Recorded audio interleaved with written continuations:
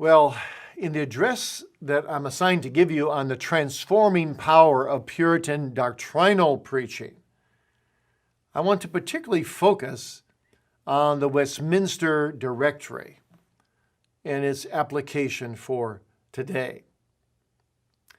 The documents written by about 100 Puritans in the 1640s, collectively known by us as the Westminster Standards, have enjoyed an unusual divine blessing in the last centuries. And in this address, I direct our attention to one standard in particular, the Westminster Directory for Public Worship. And I'm going to accomplish, I hope, two things in this address. One, I want to probe the directory's guidelines for transformative preaching with an emphasis on its central doctrinal component. And then number two, I want to consider the Spirit's transforming power through such preaching for today. So first then, let's look at Westminster's directions for transformative preaching. It's striking that in the midst of civil war and great theological upheaval, the Assembly's Puritan divines gave priority to the matter of worship before writing the confession and the catechisms. They invested more than 70 sessions in writing this short directory, plus many subcommittee meetings. The foundational concern of the Puritans was that worship be directed by Scripture alone, God's will, and not the inventions of men.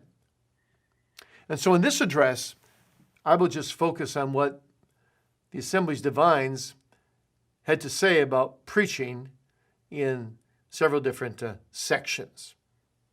First, they talk about preparation for preaching. Before the sermon is prepared, the man must be prepared. And so here I will look at the rigorous preparation a theological student had to go through to prepare for the high calling of ministry, academically and spiritually. Second, there's a section on introduction to preaching. The Assembly did not approve of a long, complicated introduction, but short, clear introductions focused on the Bible was their preference, grounded in sound doctrine. And then three, they address instruction or doctrine in preaching itself. And of course, this is the backbone of preaching in the Puritan mind. It's the drawing out of substantive doctrines of the Bible, doctrines that can have transforming power in the lives of the listeners by the saving power of the Spirit. Each doctrine on which the minister preaches must pass three tests, the Puritans said. First, it must be the truth of God, that is the teaching, obviously, of the Bible. Second, it must be grounded on that text, the particular text, that the hearers may discern how God teaches it from thence. And third, the preacher must focus upon, quote, those doctrines that are principally intended and make most for the edification of the hearers, end quote. So I will show that the Puritans excelled in preaching doctrine and making each sermon an exploration in biblical truth. And then there's a section in the directory on the application in preaching. The application actually occupies 40% of the directory's treatment of preaching. Clearly a prominent concern in the Westminster method. So the Puritans are very concerned about preaching doctrine not only, but also using doctrine to make applications to their hearers. And they offer actually 6 forms of application or uses. Number 1 is instruction or information. The preacher may deduce some logical consequences from his doctrine and confirm it by a few arguments, they say. Number 2, confuting false doctrines. If the people, they say, are in danger of yielding to an error, the minister is to confute that error soundly, and endeavor to satisfy their judgments and their conscience against all objections. And number 3, exhortation to duties. In addition to pressing God's commands upon his hearers, the preacher should also explain to them what they must do and teach them how to do it through Christ and the instruments by which Christ gives us grace. And 4, admonition against sin. The minister is to preach against specific sins, and he should show them the remedies and the best way to avoid those sins. And 5, application of comfort. Here the minister must be like a skillful physician of the soul, learning from experience of the afflictions of the heart and learning from Scripture how to do that. And 6, examination of the hearer. This form of application moves each listener from abstractly considering the truth to bringing it home to his own condition. And so as a result, by the Spirit's grace, the hearer is stirred to obedience, humbled for sin, distressed by danger, strengthened with comfort. And then, number 5, application of, or adaptation in preaching. What the assembly does at this point is it wisely inserts a note of flexibility. It says the preacher should not follow this method rigidly, but adapt it to his own gifts, his own circumstances, so as to feed his flock. That's a very wise comment. And then they speak about the dedication of the preacher himself, the dedication of the preacher himself. And they summarize that in 7 words that I think are important for us. Number 1, painfully. Painfully. So what? What does that mean? Well, that's an old-fashioned way of saying what we would say today, painstakingly. The minister must work painstakingly at his calling. Number 2, plainly. We've already heard a little bit about that word. He must speak the truth with simplicity and clarity and directness. Number 3, faithfully. The minister must preach from pure motives, seeking Christ's glory, the salvation and sanctification of his people, and not pursue his own gain or glory. 4, wisely. Preaching requires skill in crafting both doctrine and application that is, quote, most likely to prevail, end quote. That's an important statement. What really resonates with your people? And especially when you're reproving sin, how do you do that in a prevailing way?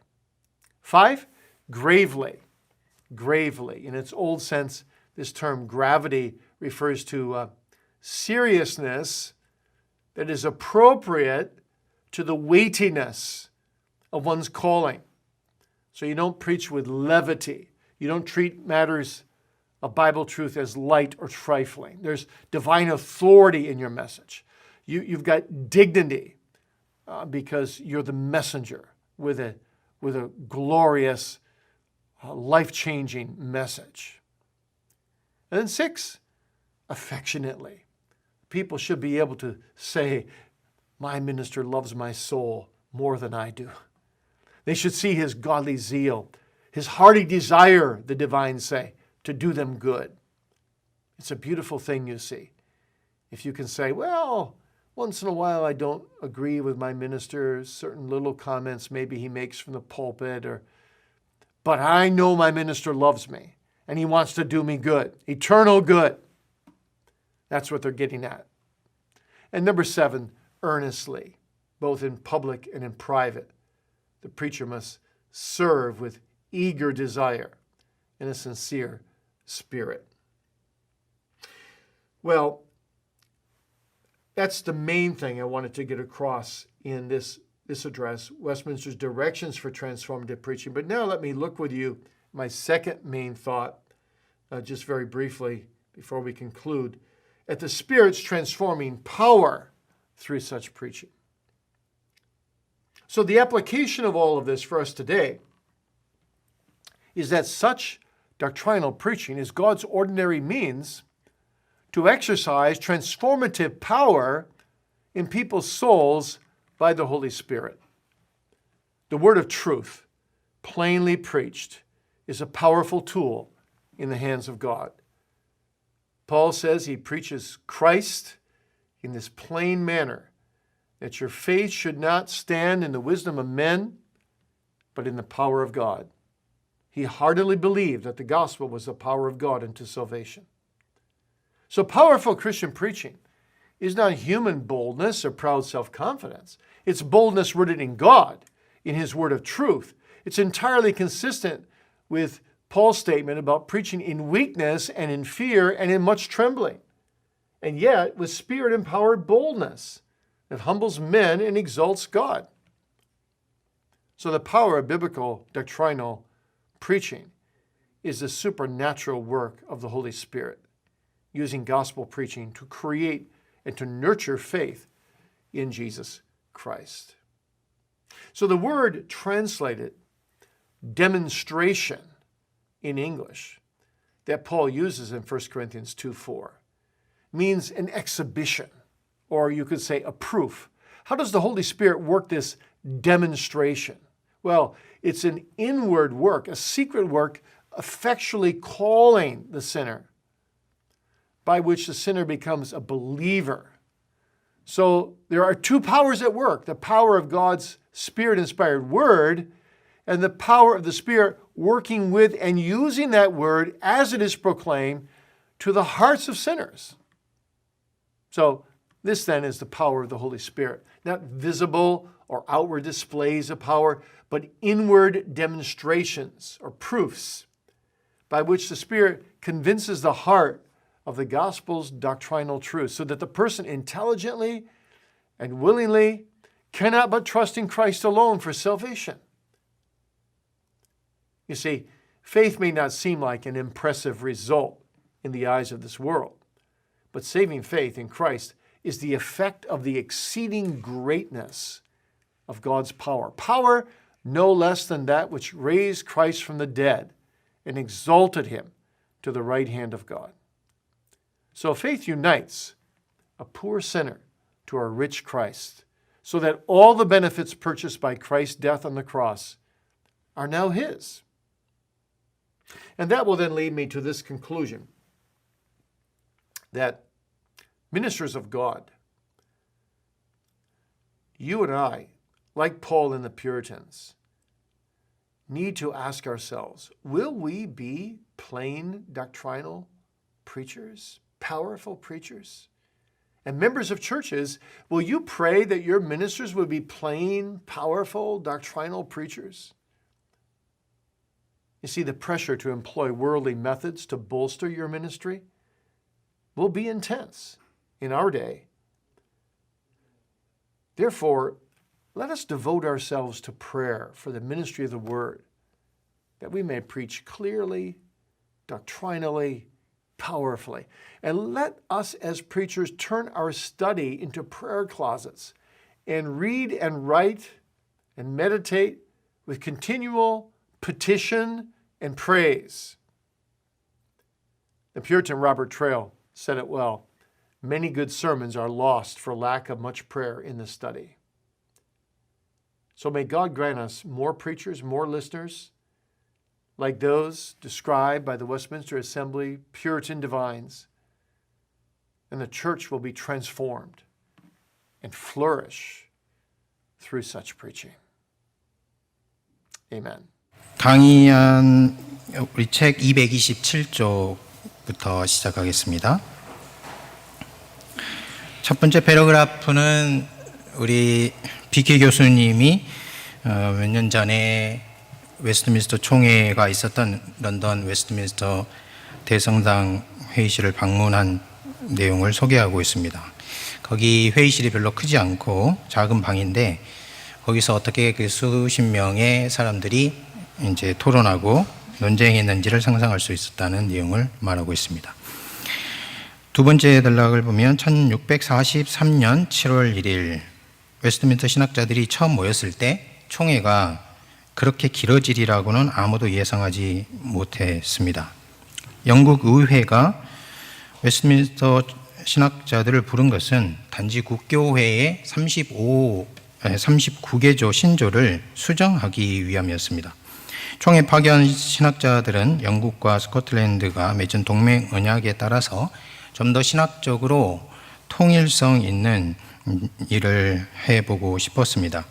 하지만 실제로 총회가 시작한 지 거의 6년 동안이나 계속되었고 1000번 이상의 회기를 가졌으며 그 결과 완전히 새로운 신앙 고백, 대요리 문답, 소요리 문답, 교회 정치, 예배 모범을 내놓았습니다. 이 문서들을 함께 묶어서 웨스트민스터 표준 문서라고 부르는데 여러분이 도서관에 가보시면은 이렇게 웨스트민스터 신앙 고백이라는 제목으로 이제 나와 있는데요. 여기에 그 첫 번째는 웨스트민스터 신앙 고백, 대요리 문답, 소요리 문답 그 뒤에 보면은 예배 모범이 있고 교회 정치 부분 이렇게 나와 있습니다. 이 판에서는 예배 모범이 나와 있지 않은데요. 우리말로 번역된 이 책에 다 있습니다. 여러분들이 이 강의를 들으시고 좀 더 깊이 확인해 보고 싶으시면 웨스트민스터 신앙 고백이라는 이 책을 참고하시면 좋겠습니다. 이 문서들은 비키 목사님에 따르면 하나님의 특별한 축복을 누렸습니다. 지난 375년 동안 웨스트민스터 신앙 고백을 비롯한 표준 문서는 영어권 기독교 세계에서 일어난 국제적 운동을 이끌었어요. 워필드 박사님은 이렇게 말했습니다. 비비 워필드 박사님이 실제로 웨스트민스터 신앙 고백서에 그 회의록을 편집해서 책으로 냈는데 그 책을 함께 읽으면 너무 재미있고요. 특별히 이제 예배 모범이 첫 번째로 쓰였다는 것과 이런 여러 내용들을 회의록 쭉 순서를 따라가다 보면은 웨스트민스터 표준 문서가 어떻게 나왔는지를 알 수 있습니다. 워필드 목사님의 말씀에 따르면 웨스트민스터 표준 문서는 복음에 뿌리 내린 종교의 본질이 빛나는 결정체이다. 신학적인 관점으로 볼 때 웨스트민스터 표준 문서는 복음에 뿌리 내린 종교가 세상에 존재해야 한다면 그 종교에 있어야 할 모든 것과 지켜야 할 모든 것 중에서 인간에게 있었던 가장 부유하고 가장 정확하며 가장 안전한 진술이다. 신학적인 관점에서 뿐만 아니라 경건의 관점에서 볼 때 웨스트민스터 표준 문서는 생명력 있는 종교의 본질 그대로다 이렇게 말했습니다. 본 강좌에서 우리는 이 문서들 중 하나에 주의를 기울이는데요. 웨스트민스터 예배 모범입니다. 이 모범은 스코틀랜드 위원 4명, 영국 신학자 5명으로 구성이 되어서 초안을 잡았는데요. 영국 신학자들 중에 스코틀랜드 태생도 있었다고 합니다.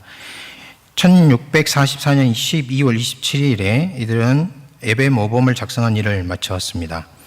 이것이 웨스트민스터 총회가 내놓은 첫 번째 문서입니다.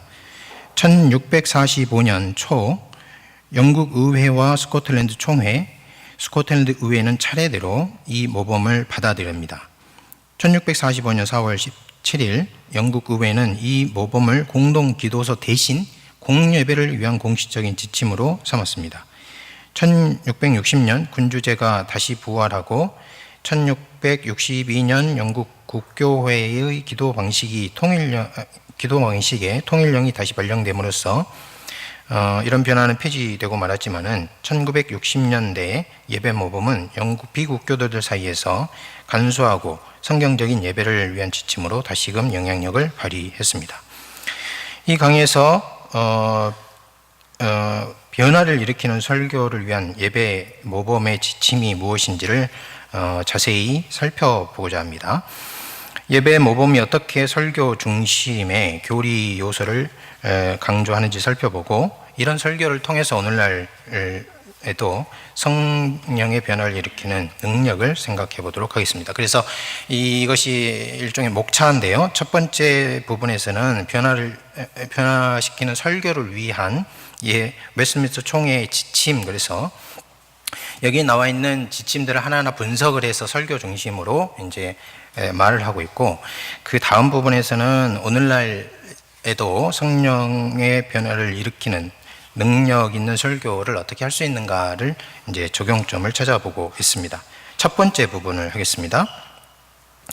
먼저 내란과 신학적인 격변기 속에 웨스트민스터 청교도 신학 성직자들이 신앙 고백서와 두 요리문답서를 작성하기 전에 먼저 예배 문제에 우선순위를 두었다는 것은 놀라운 점입니다. 웨스트민스터 성직자들은 이 작은 예배 모범을 작성하려고 70회기 이상을 열었고 더하여 수많은 소위원회 모임을 가졌습니다. 청교도 신학자들은 근본적으로 예배가 오직 성경의 지도를 받아야 한다는 데 관심을 쏟았습니다. 사람이 고안해낸 것들이 아니라 하나님의 뜻이 중요하다는 것입니다. 그래서 예배 모범의 소두에 이런 말이 있습니다.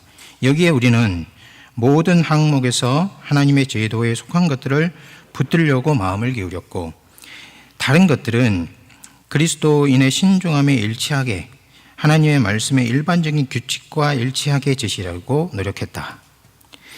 그러면 예배에서 말씀이 얼마나 중심적인 위치에 있는가 하는 질문에 대해서 이렇게 말합니다. 이것은 예배 모범이 설교에 대해서 얼마나 다양하고 풍부한 지침을 제시하는지 보면 알 수 있다. 스탠리 홀은 예배 모범의 체계에서 설교는 예배를 통합하는 센터라고 말했습니다.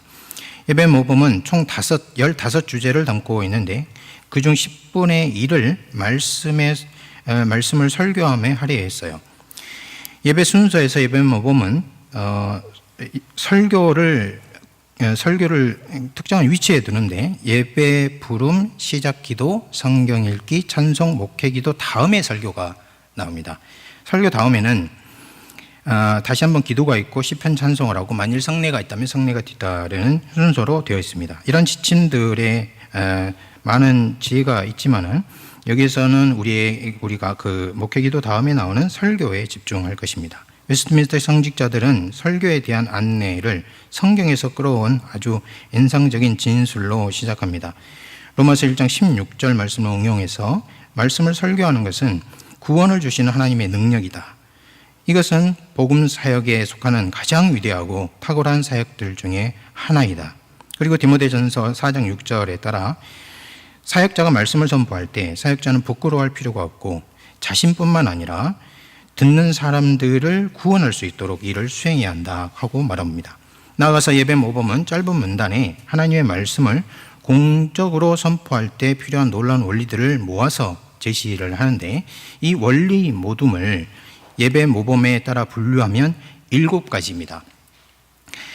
첫 번째 설교 준비인데요. 여기서 이제 설교 준비라고 되어 있지만 설교자와 설교가 예배에서 이루어지기 위해서 어떤 준비가 필요한지를 말하고 있고요.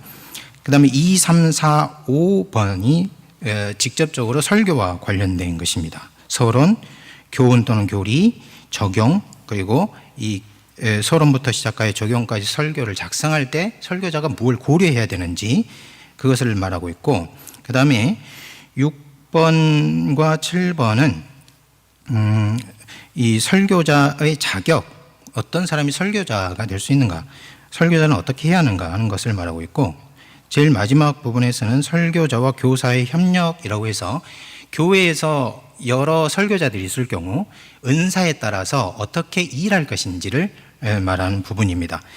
그러면 이제 이 7가지 부분 하나씩 살펴보도록 하겠습니다. 먼저 설교 준비입니다. 설교가 준비되기 전에 사람이 준비되어야 한다. 그렇게 말합니다. 예배 모범은 설교라는 무거운 일을 위해서 갖춰야 될 은사들을 나열하는데요. 여러분 1학년부터 3학년까지 지금 3학년 졸업하셔야 되는데 이 말을 좀 귀 기울여 보시기 바랍니다. 설교자는 헬라어와 히브리어 지식을 비롯하여 이것만 있는 것이 아니에요. 그러면 성경신학 교수님들은 좋아하실 텐데 그것이 아닙니다. 신학을 섬기기 위한 인문과학에 조예가 있어야 하고 오늘날 조직신학이라고 부를 수 있는 신학의 전 체계를 구비해야 한다.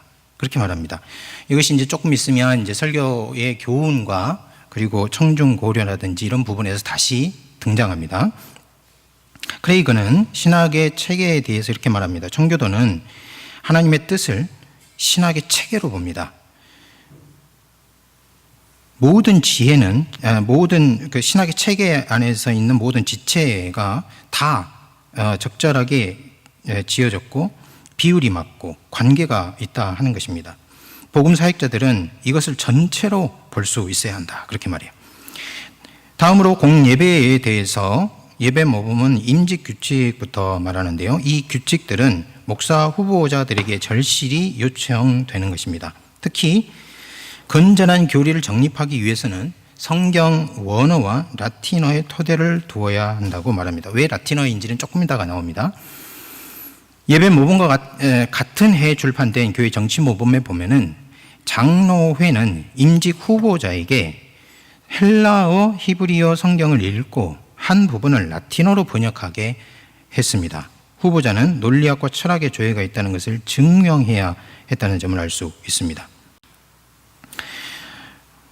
그러니까 장로님들이 헬라와 히브리어 성경을 알고 있었던 것이죠. 그러니까 이런 부분은 상당히 지금과 많이 차이가 나는데요. 눈여겨볼 필요가 있습니다. 후보자는 반드시 주요 신학자들의 저작에 익숙하다는 것을 보여줘야 했고 정통 교리를 설명할 수 있어야 했습니다. 당시 신학과 교회에 유행하는 잘못된 주장들을 반박할 수 있어야 했고 성경 본문을 주의할 줄 알아야 했고 양심의 문제들, 다시 말하면 확신과 윤리에 관한 질문들에 대답을 할 수 있어야 했습니다. 성경 역사의 연대 조회가 있어야 했고 기독교 역사를 알아야 했습니다. 여기서 17세기에 라틴어가 목회와 학교, 과학과 정치에서 공식 언어였다는 점을 기억해야 합니다. 그렇기 때문에 성경 원어뿐만 아니라 라틴어에 토대를 두어야 한다고 그렇게 말했던 것입니다. 후에 임직 후보자는 교회 앞에서 그리스도를 믿는 자신의 믿음과 성경에 따른 개혁신앙, 자신의 신실성, 기도와 통독, 묵상, 설교, 성례집행, 권징, 그 밖의 모든 의무를 수행하기 위해서 자기가 얼마나 진실한지 부지런한지를 고백해야 했습니다. 나아가서 진리와 교회의 하나됨을 위한 자신의 열심과 신실함, 자신의 자신과 가족이 양떼들의 모범이 되도록 돌보는 것, 교회의 훈계, 겸손히 복종하는 일과 고난과 박해에도 자신의 소명을 완수하겠다는 결심을 고백해야 했습니다. 이런 것들은 학문적으로도 영적으로도 잘 훈련되고 은사를 받은 사람을 엄격하게 요구하고 있습니다. 후보자는 자신의 숭고한 부르심에 어울리는 방식으로 성경적 개혁파 교리에 든든하게 뿌리 내리고 있어야 했습니다. 예배 모범에 따르면은 하나님의 사람은 끊임없이 자신을 훈련해야 하며 말씀을 읽는 일과 연구하는 일을 계속하고 기도와 겸손한 마음으로 개인적으로 준비할 때 더 나은 지식과 조명을 계속 구해야 한다고 말합니다. 설교자는 항상 자신의 교과서인 성경과 자신의 스승이 성령의 교리적 진리를 배우는 학생이어야 합니다. 공기도를 할 때 물론 말씀 사역자에 대한 성령의 도움을 구하는 기도에 힘써야 합니다. 그렇지만 이렇게 공적 기도에서 하는 기도는 말씀 사역자 자신이 개인으로 하는 기도에 뒷받침이 있어야 한다고 말합니다. 각 설교의 주제는 반드시 성경 본문에 근거한 성경적 교리여야 합니다. 설교자는 자신이 설교할 성경 본문을 몇 가지 교리에 따라 선택할 수 있습니다. 또 특별한 상황에서는 주제별로 고를 수도 있고 성경 한 책의 장이나 책을 따라서 설교할 수도 있습니다. 예배 모범은 이 중 어떤 방식을 써야 할지 명령하지 않습니다. 설교자가 보기에 가장 적합한 것을 선택하도록 재량권을 주는 것이죠. 여기에 우리는 목회자에게 자신이 설교할 주제나 시리즈를 선택할 자유가 있다는 점을 주목하게 됩니다. 하지만 크레이가 본 것처럼 어떤 특별한 상황을 위한 설교 또한 여전히 성경 강해에 기반해 있어야 하고 성경 강의가 필요하다는 점을 주목해야 합니다. 첫 번째로 우리가 설교 준비 부분을 보았고요. 이제는 설교를 구성하는 내용을 살펴볼 단계가 됐는데 예배 모범은 이것을 세 부분으로 나누어서 설명합니다. 첫 번째는 서론, 두 번째는 교훈 또는 교리, 세 번째는 적용입니다. 먼저 서론입니다. 웨스트민스터 총회는 설교의 서론을 길고 복잡하게 하지 못하도록 합니다. 설교 본문에 초점을 맞추어서 분명하고 짧게 작성하도록 하는데요. 두 번째 단락에 보시면 설교자는 본문의 내용을 청중들이 볼 수 있도록 제시해야 합니다. 그런데 설교 본문이 여러 가지 장르와 또 특성에 따라서 길 수도 있고 짧을 수도 있는데, 예를 들어서 역사나 비유처럼 긴 본문이면 요약해서 제시를 하고, 바울서신이나 이런 짧은 본문이면 풀어서 제시한다고 말해요. 이때 설교자는 본문의 의도를 뚜렷이 드러내야 합니다. 본문이 속한 문맥에서 본문에 어떤 목적이 있는지 밝히는 것입니다. 그 다음에 설교자는 그 본문에서 발견한 교리의 주요 요점을 회중들에게 말해야 합니다. 서론은 설교자가 성경의 그 부분에 들어있는 교리적 교훈을 선포하는 무대를 놓는 것이라고 말합니다.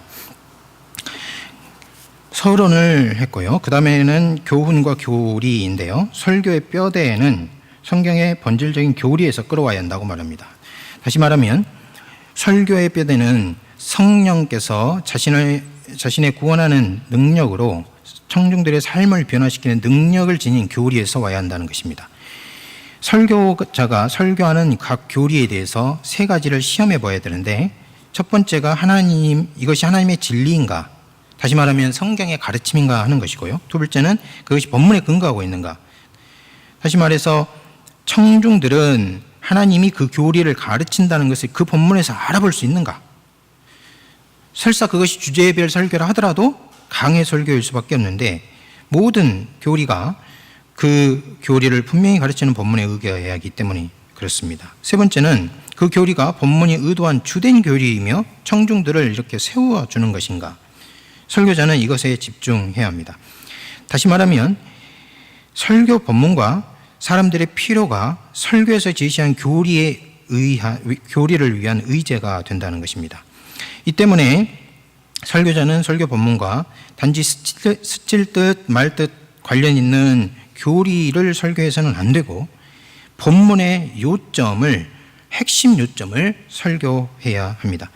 이 때문에 설교자는 학회에서는 논의될 수 있는 주제이지만 회중들의 영적인 필요와는 무관한 사변적인 주제들을 설교하는 것 또한 경계해야 합니다.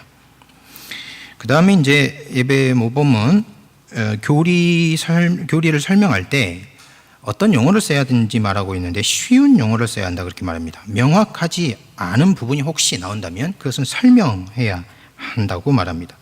만일 자신이 설명하는 교리가 본문 교리에서 추론해야 하고, 또 본문이 분명하게 진술하지 않는 것이면 그 본문에서 그 교리가 나오는지 보여주되 설득력 있게 제시를 해야 합니다. 이렇게 하는 것은 그 교리가 성경이 말하는 요점을 청중들이 깨닫고 그들의 양심이 하나님의 권위 있는 교리를 붙잡아 점점 더 그리스도를 닮는 자들로 변화하게 하기 위함입니다. 설교자는 그 교리가 본문에 있다는 것을 진술한 다음에 이제 그 진술을 진전시켜서 성령의 축복으로 청중의 영혼을 감동으로 가득 채우고 마음을 강하게 붙잡아야 합니다.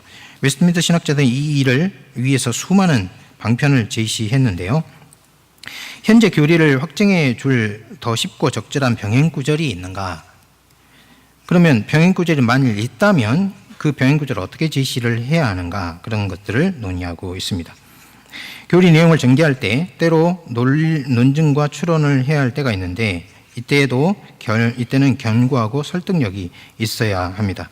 이를 위해서 설교자는 청중의 마음에 빛을 비춰주고 영적인 즐거움과 함께 진리를 전달해 줄 수 있는 예화를 사용할 수 있는데, 이 예화는 즐거움만을 제공해서는 안 되고, 겸손한 종처럼 손님이 앉아있는 식탁에 교리라는 맛있는 음식, 영적인 음식을 전해줄 수 있어야 합니다.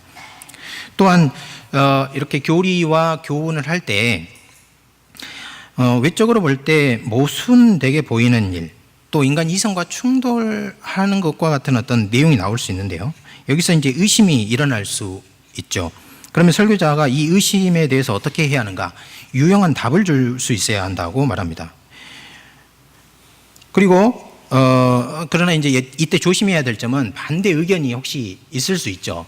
그런데 덕이 되지 않는 끝없는 논쟁을 언급하는 일에 절제가 필요하다, 그렇게 말합니다. 청교도는 교리 설교에서 성경적 진리를 찾아내는 데 탁월했습니다. 하지만 어떤 교리를 풀이할 때 성경 본문을 놓치는 경우가 있었는데요. 어떤 본문을 말할 때 거기 말하는 핵심 교리 말고도 다른 여러 가지를 말을 하기 때문에 길을 잃은 경우가 있었다는 것이죠. 가운데쯤 보면은 예컨대 윌리엄 퍼킨스의 갈라디아 수석이라든지 토마스 멘턴의 야고보서 설교는 적실하다고 할 수 있으나 그 이후에 토마스 후커가 사도행전 2장 37절 본문으로 아주 긴 설교를 했는데 자신의 구속의 적용이라는 책 10권에 그것을 실어놨는데 무려 몇백 쪽에 해당합니다. 그러니까 한 구절을 설명하는데 몇백 쪽이 들어가니까 이런 것에는 이렇게 말합니다. 특히 교리에 대한 신학 논문이라면 모를까, 이런 일은 성경을 균형 있게 설교하는 일이라고 할 수 없다고 말합니다. 자, 서론과 교훈, 교리를 할 때 어떤 지침이 있는가를 말했고요. 다음으로 적용 부분인데요. 이 부분이 예배 모범에서 굉장히 이제 주의를 기울이는 부분입니다. 예배 모범은 선교자는 아주 분명하고 확정된 것이라도 일반적인 교리에 만족하지 말고 청중들에게 적용점을 줌으로써 구체적으로 실천해야겠다는 확신을 심어줘야 한다고 충고합니다. 이것은 설교자에게 어려운 일이며 많은 지혜와 열심, 묵상을 요구한다 말합니다. 설교자의 육은 영적인 적용 앞에서 뒤로 물러나야 한다, 그렇게 말해요. 타락한 죄인들은 자주 그런 설교를 꺼려합니다. 하지만 성령께서는 설교와 설교에 결합된 적용을 사용하여 죄인을 구원하시고, 그러니까 설교만이 아니라, 그러니까 교훈만 주면 안 되고 그 교리와 결합된 적용을 사용해서 죄인을 구원하시고 적용된 교리로 강력하게 변화시키신다는 것입니다. 그러므로 예배 모범에 따르면은 목회자는 마치 청중들이 하나님의 말씀이 예리하고 강력하며 마음의 생각과 뜻을 감찰하신다고 느끼도록 자신의 사역을 수행하도록 노력해야 한다고 말합니다. 적용은 예배 모범에서 약 40%, 그러니까 예배 모범의 설교 부분이 나오는데 그 설교 부분의 40%를 차지합니다. 이것을 보면은 웨스트민스터 총회는 적용에 아주 지대한 관심을 기울였다는 것이 분명합니다. 총회는 총 6가지 형태의 적용 또는 유익들을 제시하는데요. 첫 번째는 교훈 또는 정보이고, 두 번째는 거짓된 교리 반박, 세 번째는 어떤 일을 행해야 하는지에 대한 권면, 네 번째는 죄에 대해서 훈계하고 경계하는 것, 다섯 번째는 위로인데요. 특별히 이제 죄와 관련된 죄책과 관련된 위로, 그리고 청중들의 자기 살핌 부분이 있습니다. 첫 번째로 교훈 또는 정보 부분은 설교자가 자신이 설명한 교리에서 몇 가지 논리적 결론을 이끌어낼 수 있고 몇 가지 확고한 그 논거로 그 교리를 확정할 수 있습니다. 이렇게 함으로써 설교자는 회중이 각 교리를 하나님의 교리 체계에 있는 가지로 볼 수 있도록 돕는다는 것입니다. 그러니까 설교는 기본적으로 성경은 하나의 신학 체계인데 그 체계에서 설교는 그 체계의 한 가지를 보여주는 것이고, 또한 설교자는 그것을 하는 그걸 볼 수 있도록 돕는 역할을 한다는 것이죠. 우리는 여기서 설교가 한 진리를 다른 진리로 강화하고 사람들에게 삶 전체에 대한 통일되고 포괄적인 관점을 갖도록 돕는다는 점을 주목합니다. 두 번째로 거짓된 교리 반박인데요. 웨스트민스터 신학자들은 아주 특이한 재미있는 표현을 썼는데, 오래된 이단을 무덤에서 되살리는 일이나 쓸데없이 사람들을 악에 노출하는 것을 경고했습니다. 그러니까 삼일체 교리를 설교한다면 거기에 있는 삼일체 교리를 처음부터 끝까지 그 반박하기 위해서 여러 이단들을 가져오면 이제 원하는 선한 결과보다는 악한 결과가 나올 수도 있다는 것입니다. 그런데 여기서도 어쩔 수 없이 꼭 반박해야 될 부분이 있는데, 그러면 어떻게 해야 되는가? 만일 사람들이 오류의 위험에 처해 있다면은 설교자는 건전하게 반박하고 반대 이론에 맞서서 그들의 판단과 양심을 풀어줘야 되니까 반대 이론이 신자들의 양심을 이렇게 묶고 있는데 그것을 잘 설명해 줌으로써 그걸 잘 반박함으로써 그 오류에서 풀려날 수 있도록 그렇게 해줄 역할을 해야 된다는 것이죠. 세 번째로 의무에 대한 권면인데요. 설교자는 청중들에게 하나님의 명령을 부과할 뿐만 아니라 그 명령을 수행하는 데 도움이 되는 방편을 설명해야 한다 하는 것입니다. 다시 말해서 설교자는 청중들에게 행해야 할 것을 명령하고 그리스도와 그리스도께서 우리에게 주신 은혜로 주신 방편들을 통해서 그것을 어떻게 행할지 가르쳐야 한다는 것입니다. 의무는 오늘날 문화에서 많은 오해를 불러일으키고 율법주의 냄새가 납니다. 이와 대조적으로 청교도 사역자는 은혜는 항상 의무로 인도하고 의무를 명령한다는 점을 알았습니다. 이런 점에서 청교도 사역자는 바울주의자입니다. 모든 명령은 은혜라는 사실의 뿌리를 받고 있습니다. 하지만 청교도 설교에서 모든 은혜는 은혜로 충만해진 순종이라는 명령을 놨습니다. 네 번째로 죄에 대한 교훈인데요. 목회자는 구체적인 죄에 맞서는 설교를 해야 합니다. 여기에는 특별히 지혜가 필요하다 그렇게 말해요. 목회자는 죄의 본성과 심각성을 거기에 수반되는 비참함을 함께 폭로해야 하는 것이죠. 목회자는 사람들을 도와서 어떻게 이 유혹이 사람들을 사로잡고 그 유혹에 함께하는 위험이 무엇인지를 볼 수 있도록 해줘야 합니다. 또한 목회자는 그들에게 그 죄를 피하는 치료책 그리고 그 죄를 피하는 최선의 길 그것이 무엇인지를 보여줘야 합니다. 다섯 번째는 위로인데 이 제목만 보면은 목회자의 상담자로서 역할을 강조하는 것 같이 보이는데 실제로 그런 것이 아니고 목회자의 의사로서의 역할을 강조하는 것입니다. 목회자는 일반적으로 위로를 할 수 있습니다. 또는 특별한 고통이나 공로에 맞서서 특수하게 위로할 수도 있습니다. 여기서 목사는 성경에서 배우고 마음의 고통을 친히 경험한 능숙한 영혼의 의사로 활동을 해야 합니다. 이 능숙함은 고통에 맞는 위로를 하기 위해서 필요할 뿐만 아니고 고통받는 마음과 역경 중에 있는 영혼이 반대하는 그 반대에 대답해 주기 위해서 필요합니다. 죄책을 느끼는 죄인은 하나님의 위로에 저항하기 때문에 하나님의 위로를 붙들도록 도울 필요가 있다는 것이죠. 어제 그 왓슨에게서 그 반대 질문에서 나는 너무나 많은 죄를 지었기 때문에 너무나 상습적으로 죄를 짓기 때문에 나는 죄를 고백하고도 다시 돌아와서 죄를 짓기 때문에 이런 말을 이런 생각을 영원히 그 설교를 듣는 청중이 품고 있는데 그렇기 때문에 죄인은 하나님의 은혜를 붙들 것 같지만 실제로 저항하는 상황을 알고 이것을 의사와 같이 이제 위로하고 그 위로를 붙들도록 해줄 필요가 있다는 것이죠. 여섯 번째는 청중들의 자기 살핌인데 이 부분이 참 특이한 부분입니다. 이런 적용을 하면은 사람들은 스스로에게 묻게 돼요. 내가 이 의무를 행했는가? 나에게 저런 죄에 대한 죄책은 없는가? 나는 이런 심판을 받을 위험에 있는 것은 아닌가? 나에게는 이런 위로를 요청할 자격이 있는가?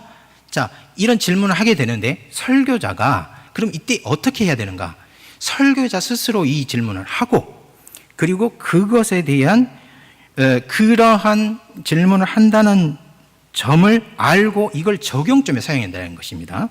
그래서 성경을 깊이 연구해서 지혜를 받은 이 설교자가 이런 점검할 때 쓰는 질문들을 적용해 사용하면 매우 유익하다 하는 것입니다. 청중은 처음에 진리를 추상적으로 생각하지만 이렇게 점검 질문을 통해서 적용점을 딱 이렇게 적용점을 주면 나중에는 자신의 상황을 절실하게 느끼게 됩니다.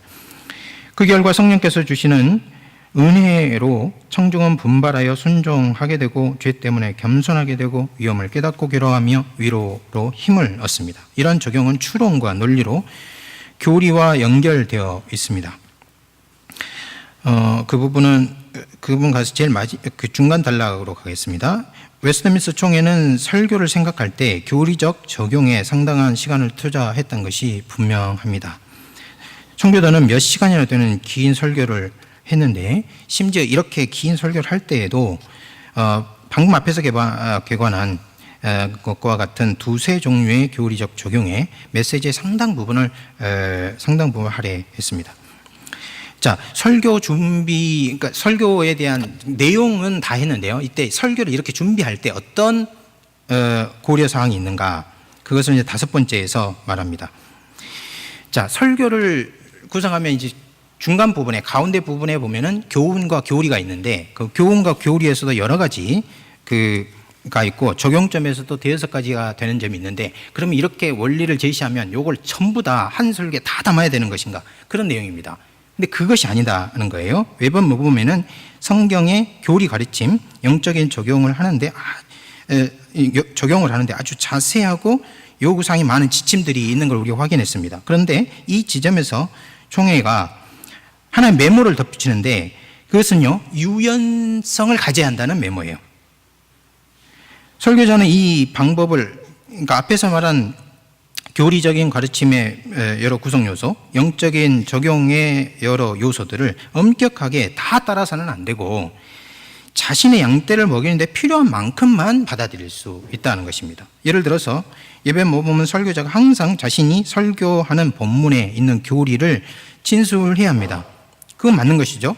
그런데 설교자는 또한 자신이 섬기고 있는 양떼와 함께 머물고 대화하면서 얻은 지식에 근거해서 적용할 것을 그 중에서 선택을 해야 하는 것이죠. 어떤 때는 죄를 질책하고, 어떤 때는 위로를 해야 하고, 어떤 때는 거짓된 교리를 반박해야 하고, 그런 것들을 택해야 한다는 것입니다.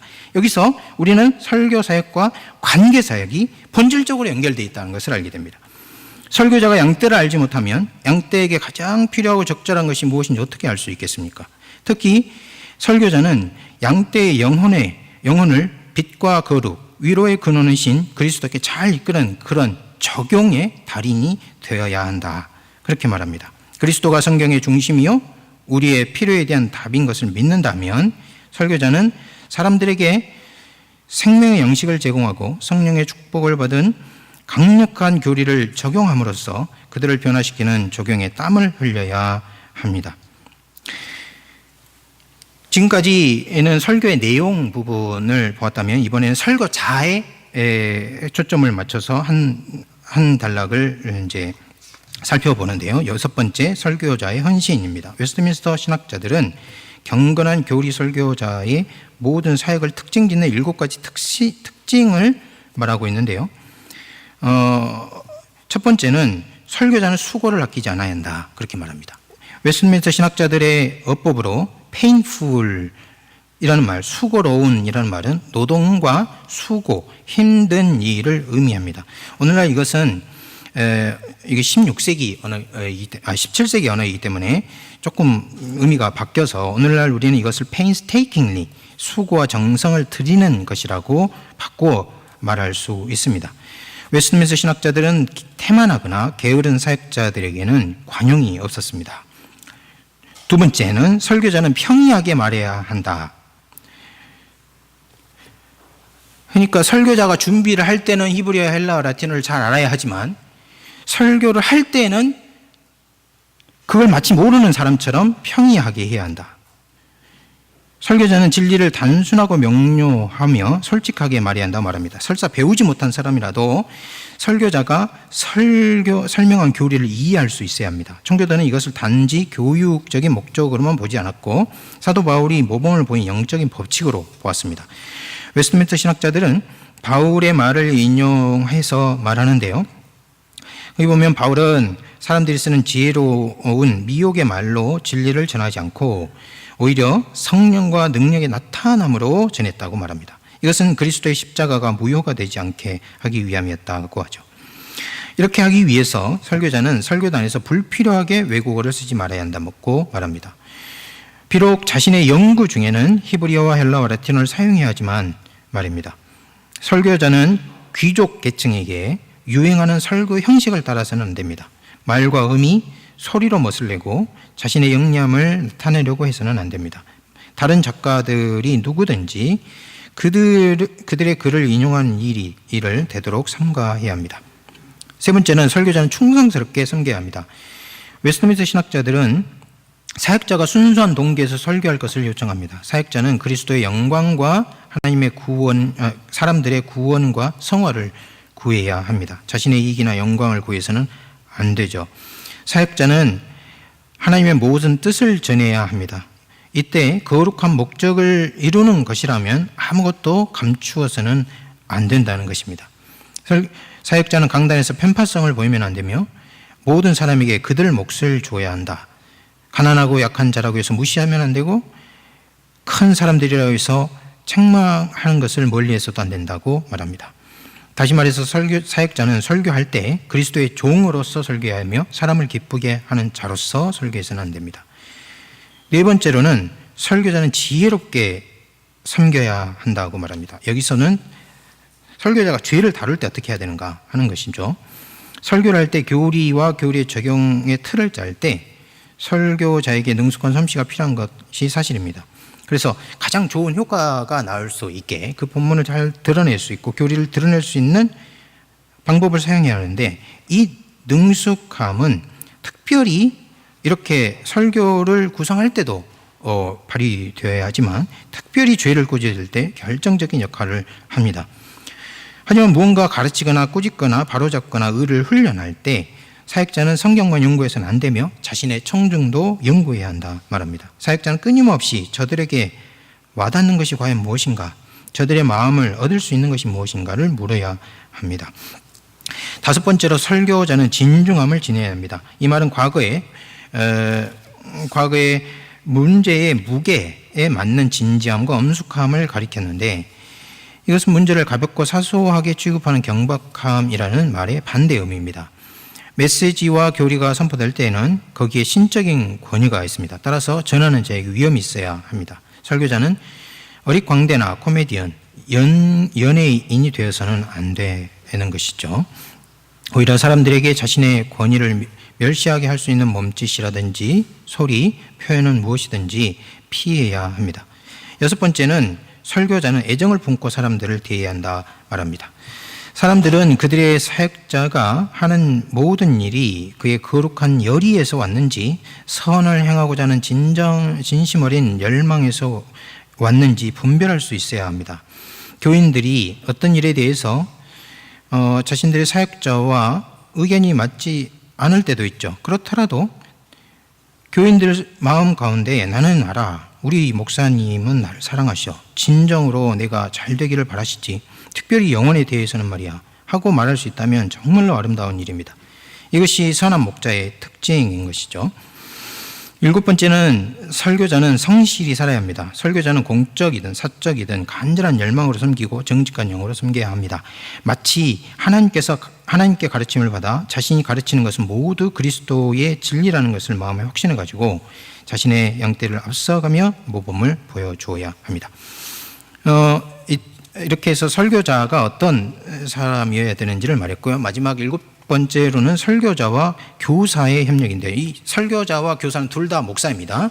그런데 예배 모범 이 부분, 이 설교 부분을 끝맺으면서 한 교회에 여러 사역자들이 있을 경우가 있잖아요. 예를 들면 찬옥과 왓슨이 같이 이제 사역했던 것처럼 우리도 마찬가지고 여러 사람들이 같이 사역을 할 때 어떻게 설교를 해야 될 것이냐. 여기서는 이제 특이하게 웨스트민스터 신학자들이 일을 조정할 것을 권면합니다. 그러니까 각 설교자가 가장 큰 열매를 낼 수 있는 분야에 헌신하게 하는 것이죠. 어떤 사람은 교리에, 어떤 사람은 권면에 더 은사가 있다는 점이 그 교회에서 밝혀진다면 한 사람 이상의 사역자가 그 교회에 있을 때 그들의 은사를 어떻게 사용하는 것이 좋겠느냐 하는 것입니다. 웨스트민스터 신학자들은 지혜롭게 목사와 교사, 이런 표현이 나오죠. 목사와 교사의 협업을 제시하여 목사와 교사가 그리스도의 몸을 세우는데 서로 함께 일하도록 했습니다. 교리적 가르침 그리고 교리적 권면을 결코 분리할 수는 없지만은 각 사람에게 다른 방식으로 은사를 주시는 건 성령의 뜻이므로 각자 섬겨야 될 자리에서 그렇게 해야 한다. 이것을 응용을 어떻게 할지는 우리가 받은 숙제인데요. 한번 같이 토론해 보면 좋은 주제가 될 것 같습니다. 이상으로 첫 번째 섹션에서 웨스트민스터 총회가 설교 변화시키는 설교에 대해서 어떤 지침을 줬는지를 보았고, 이번에는 두 번째 섹션의 설교를 통해서 성령이 변화시키는 능력이 어떤 것인지, 웨스트민스터 총회가 말하는 것은 교리 설교인데요. 그 교리 설교가 어떤 것인지를 현대적으로 설명합니다. 웨스트민스터 총회는 성경적인 개혁파 교리 설교가 무엇인지 탁월하게 진술을 했습니다. 그리고 이것을 이후 세대에 전달했죠. 이 진술들은 어떻게 성령께서 변화시키는 능력으로 축복하시는 방식으로 하나님의 교회에 교리 설교를 하는지 지혜를 담고 있습니다. 이 진술에는 설교에 대한 높은 관점이 있다는 것을 우리가 확인했습니다. 그것은 하나님의 말씀에 대한 높은 관점을 가지고 있기 때문이죠. 성령께서 진리의 말씀을 통해 그리스도를 영혼에 적용하고 택함받은 죄인들이 살아있는 교회를 세웁니다. 웨스트민스터 신학자들은 하나님의 뜻의 신비 속에서 설교가 하나님의 말씀이 죄인에게 이르는 다양한 방식 중에 탁월한 위치를 차지한다는 것을 인식했습니다. 이것은 죄인들뿐만 아니고 성도들에게 마찬가지입니다. 그래서 웨스트민스터 신학자들은 소외문답 90문에서 이렇게 말합니다. 말씀이 어떻게 구원하는 데 효과적인가? 하나님의 성령은 말씀을 읽는 것을 수단으로 삼으신다. 그건 맞는 말이다. 하지만 특히 말씀을 설교하는 것을 죄인에게 확신을 주고 회개하며 거룩함과 위로로 세우며 믿음을 통해 구원에 이르게 하는 효과적인 수단으로 삼으신다. 이렇게 말합니다. 이런 이유로 웨스트민스터 신학자들은 사람들에게 설교를 소중히 여기고 양심적으로 대할 것을 요청합니다. 대의문답 160문을 보면 이렇게 말합니다. 설교 말씀을 듣는 사람들에게 요청되는 것이 무엇인가? 설교를 듣는 사람들은 부지런함과 예비함, 기도로 받들며 들은 것을 성경에 비추어 검토하고 진리를 믿음과 사랑, 온유와 준비된 마음으로 하나님의 말씀을 받으며 묵상하고 참조하며 마음에 간직하고 삶에서 열매를 맺어야 한다. 이렇게 말합니다. 자, 그러면 이 모든 것을 어떻게 오늘날 우리에게 적용할 수 있을까요? 이러한 교리 설교는 성령께서 사람들의 영혼의 변화시키는 능력을 역사하는 하나님의 일상적인 수단입니다. 가장 보편적이고 보통인 수단인 것이죠. 진리의 말씀을 편리하게 설교하는 것은 하나님의 손에 들린 강력한 도구입니다. 바울은 이 방식으로 그리스도를 전하면서 너희 믿음이 사람의 지혜에 있지 않고 하나님의 능력에 있게 하려 함이라 말합니다. 바울은 복음이 구원을 주시는 하나님의 능력임을 진심으로 믿었습니다. 십자가의 말씀이 멸망당한 자들에겐 어리석은 것이죠. 그래서 그들은 조롱할 것입니다. 하지만 구원받은 자들에게는 하나님의 능력입니다. 설교에 삶을 변화시키는 하나님의 능력이 없고 단지 정보를 퍼뜨리는 것에 지나지 않는다면 우리가 만족할 수 있습니까? 결코 그럴 수 없을 것입니다. 만일 바울이 사람의 정신교육을 위해서 교리를 가르치는 것을 강조했다고 생각한다면 이거는 큰 오해입니다. 바울은 하나님의 나라는 말에 있지 않고 능력에 있다고 말했습니다. 또 바울은 우리의 복음이 너희에게 말로만 이룬 것이 아니라 능력으로 이르렀다고 말하면서 기뻐했습니다. 성실한 설교자는 어깨를 으쓱하며 글쎄 내 설교로 누군가 구원을 받는다든지 성화를 이루든지 않든지 나는 상관없어 하고 말하지 않습니다. 그러면 성실한 설교자가 아니죠. 도리어 설교자의 마음 깊은 곳에 끓어오르는 열망이 있습니다. 하나님의 능력이 하늘에서 내려와 자신이 설교하는 제단에 불을 붙이고 사람들이 성경의 교리적 진리들을 적용하여 하나님께 돌아오고 여호와는 하나님이시다고 외치는 일이 일어나는 것입니다. 또 하나님의 능력은 설교자와 설교자의 설교 방식에서 분리할 수 없습니다. 이 점을 귀 기울여 들어보십시오. 저는 설교자가 능력을 제공한다고 말하고 있는 것이 아닙니다. 설교자에게 하나님의 축복을 받을 자격이 있다고 말하는 것도 아닙니다. 이런 것들은 모두 하나님의 주권적인 은혜에서 옵니다. 하지만 하나님은 설교자가 하나님의 교리를 선언할 때 설교자를 통해서 능력을 보내십니다. 이때 청교도는 하나님이 일반적으로 설교자에게 능력을 보내신다고 말합니다. 바울과 바나바가 이고니온에서 설교할 때 누가는 그들이 말할 때 허다한 무리가 믿었다고 보도합니다. 그들이 설교하는 방식은 청중들에게 강한 충격을 주는 것이었습니다. 누가는 계속해서 이렇게 말하죠. 바울과 바나바는 담대하게 말했다. 우리가 우리 하나님 안에서 담대함을 가지고 많은 싸움 중에서 하나님의 복음을 전하였다고 데살로니가 전서에서 바울이 말합니다. 바울이 자신의 사역을 말할 때 우리는 아주 평이한 말을 썼다고 말하죠. 헬라어 본문을 문자적으로 번역해 보면 우리에게 담대함이 있었다는 것입니다. 초자연적인 담대함, 초자연적인 자유, 권위, 이것이 바로 성령으로 충만한 설교의 특징입니다. 청교도는 이것을 신적 기름 부음이라고 불렀습니다. 이렇게 능력 있는 기독교 설교는 인간의 담대함이나 교만한 자기 확신에 근거한 것이 아닙니다. 이것은 하나님과 하나님의 진리의 말씀에 뿌리내는 담대함이며 바울이 말한 것처럼 내가 약하고 두려워하며 심히 떨며 설교하는 것과 결코 상충되는 것이 아닙니다. 성령의 능력을 받은 담대함은 사람을 겸손하게 하고 하나님만을 높입니다. 바울의 두려움과 떨림, 바울이 두려워하고 떨렸다 하는 말은 때로 바울 자신의 개인적인 문제나 사역에서는 도전의 결과라고 설명하는 사람들이 있는데 그런 것이 아닙니다. 바울이 두려움과 떨림으로 설교한 것은 살아계신 하나님을 알고 살아계신 하나님의 존재에서 말한다는 것이 무엇인지를 정확하게 인식하고 있었기 때문입니다. 다시 말해서 우리가 약하고 자격이 없다는 인식과 하나님에 대한 경외심이 섞인 감각은 형편없는 설교의 표지가 아니고 오히려 성령으로 충만한 설교의 표지일 수 있다는 것입니다. 성경적 교리 설교의 능력은 바로 성령의 초자연적인 사역에 있는 것이에요. 성령께서는 이 복음 설교로 예수 그리스도 안에서 믿음을 창조하고 성숙하게 합니다. 성령의 사역을 대체할 것은 아무것도 없습니다.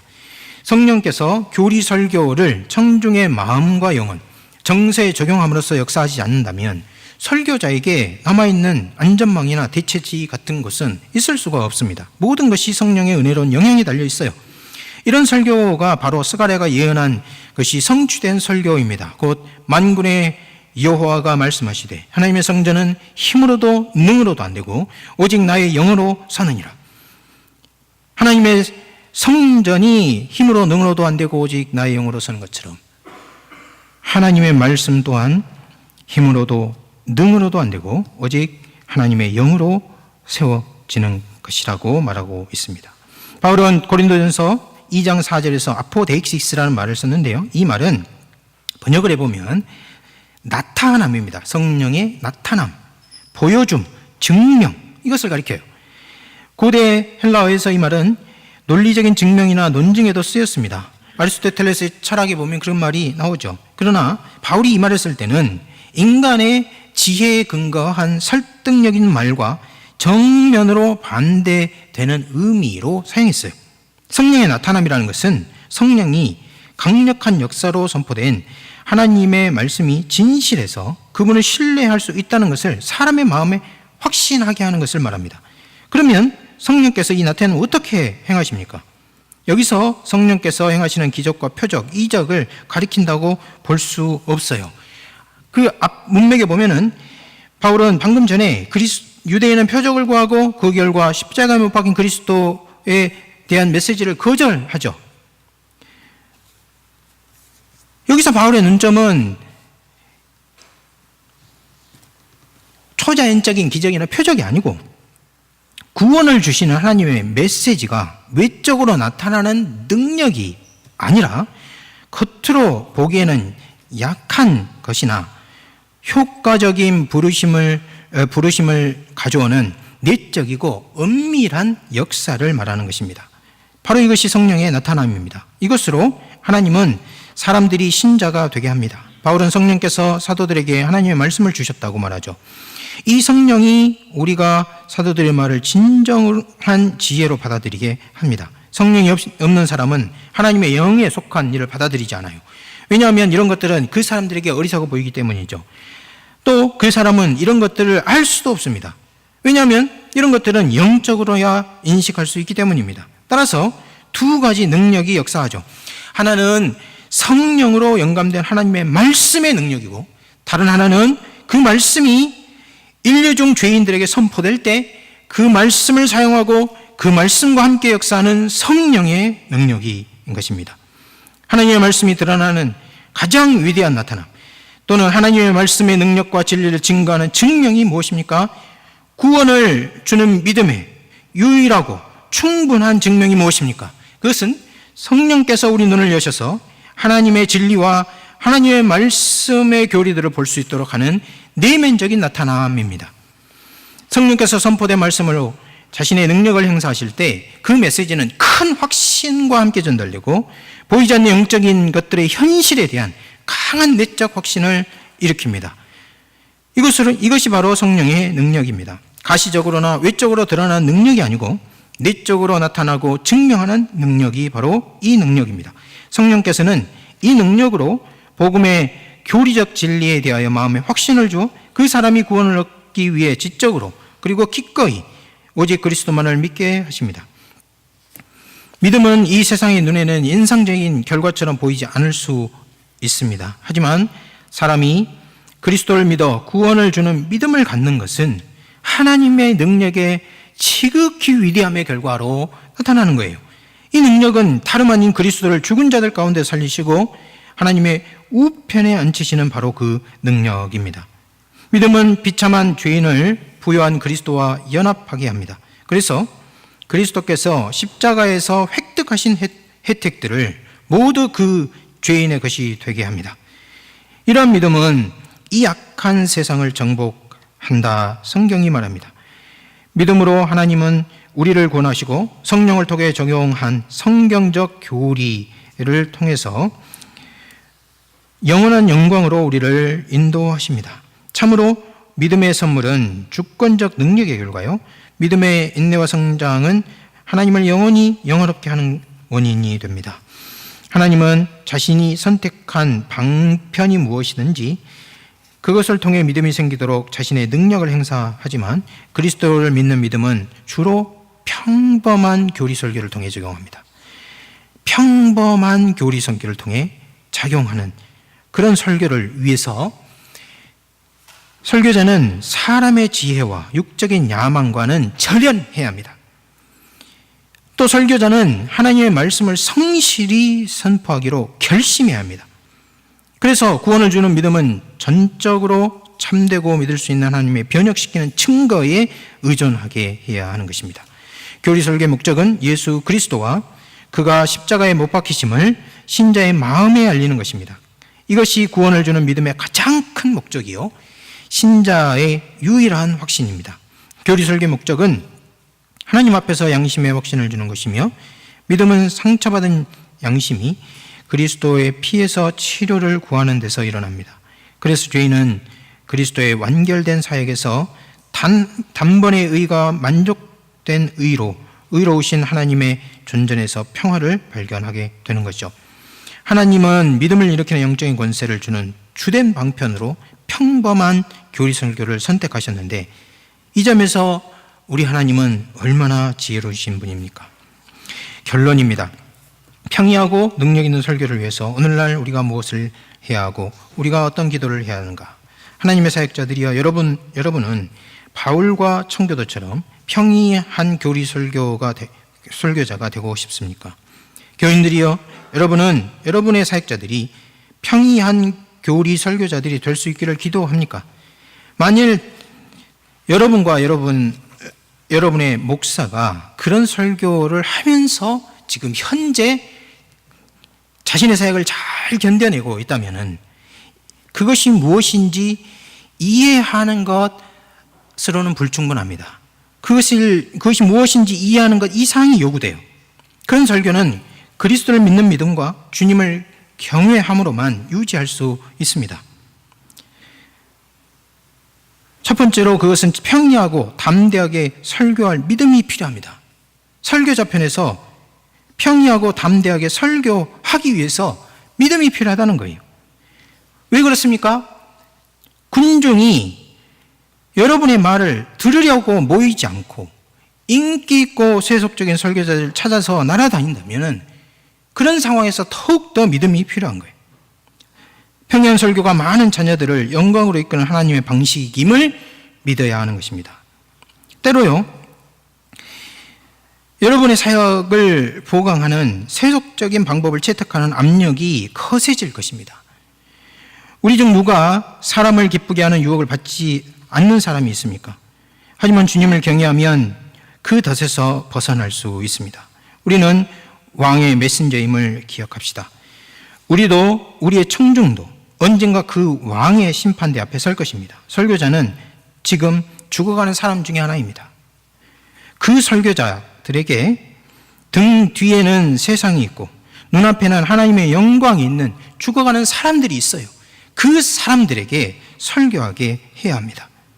평이한 교리 설교는 타락한 인류의 본성에 거스릅니다. 사람들은 평이한 교리 설교를 멸시하고 조롱하며 비웃습니다. 하지만 하나님의 말씀을 쉽게 설교하는 것은 극히 소중한 것입니다. 이것은 하나님이 믿음의 결혼 반지를 자신의 신부에게 담아가는 함과 같은 거예요. 결코 지루하지 않습니다. 성령의 능력으로 행하는 평이한 교리 설교는 죄로 얻어진 이 세상에 닿는 하늘의 영광의 빛입니다. 그렇기 때문에 말씀 사역을 위한 기도에 헌신해야 합니다. 설교자는 그 설교에 교리와 능력이 깃들게 하도록 노력해야 합니다. 여러분은 여러분의 연구를 자신들의 골방이 되게 하십시오. 거기서 끊임없이 기도하고 찬송하며 읽고 쓰게 하십시오. 청교도 로버트 트레일은 이렇게 말합니다. 많은 설교는 연구할 때 기도가 결핍되어 그 능력을 잃어버린다. 많은 설교는 연구할 때 기도가 없어서 그 능력을 잃어버린다.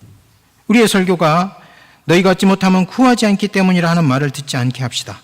그리고 기도할 때 우리가 하는 설교가 사도 바울과 청교도가 보여준 복음 형태에 되도록 일치하게끔 땀을 흘립시다. 그들이 사람의 지혜로운 말이 아니라 성령의 능력이 나타남으로 설교했습니다. 하나님께서 웨스트민스터 총회의 청교도 설교자들이 기술한 사람들과 같은 설교자와 청중들을 더 많이 이 땅에 허락하시기를 간절히 바랍니다. 그러면 이러한 설교를 통해서 오늘날 교회가 변화를 받고 번영할 것입니다. 감사합니다.